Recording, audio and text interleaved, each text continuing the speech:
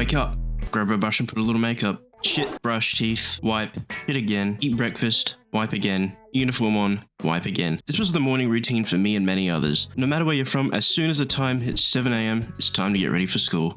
School's certainly a place where things happened. What things? Learning. What were we learning? Things. There was a sacred time in between learning. A time when you could eat. Eat what? Things. What things? Eat. But once eating had commenced, then concluded, what were we to do? My high school didn't have a playground, just hangout areas, and a court where you could kick around a deflated bowl. Except for one place. Yes, the school library. There were rows upon rows of books, waiting to be read and have their knowledge absorbed into the soft and malleable skulls of teenagers. There were board games, sitting, collecting dust. Then there was the Holy Grail, the Philosopher's Stone, Aladdin's lamp, the Ark of the... Yeah, you get the point.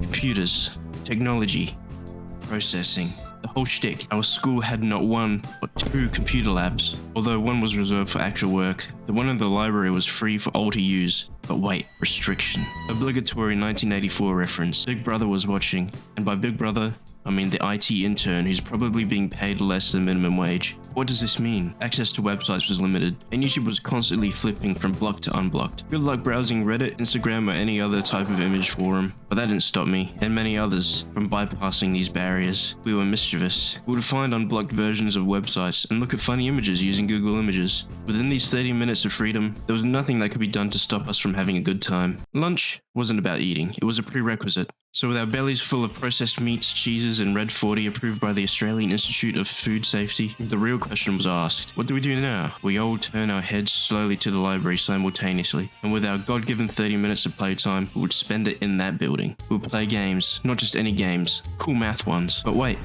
I have a question. These games don't have any maths in them. I hear what you're saying, but that's the point. While CoolMathGames initially started as actual games about actual maths, it quickly changed into a hub for Flash game developers to upload their masterpieces, such as Run 3, we don't talk about Run 2, Idle Breakout, Cookie Clicker, Blox Wars, Fireboy and Water Girl, The Final Earth, Up's Pizzeria. I could go on, but there's a truly infinite amount of games on this website. I could make a whole other video about it. These maths games were but a fraction of time spent on these ancient pieces of hardware. Though the system was hostile, there were many things it was blind to. CoolMathGames, for example, unblocked HTML games, half-broken physics sandboxes, weird.io games, and educational games that no one used properly. The key point being, none of them mattered. It was a disposable experience.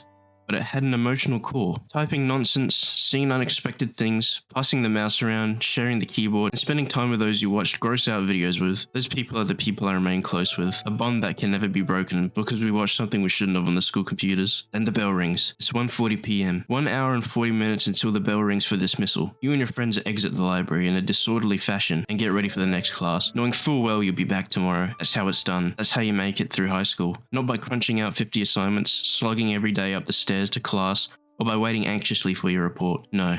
You got through school by hanging out with your friends and making stupid memories together. That's why I believe the school computers are a magical place filled with fairy tales and wonderful mischief. Thank you for attending my TED Talk.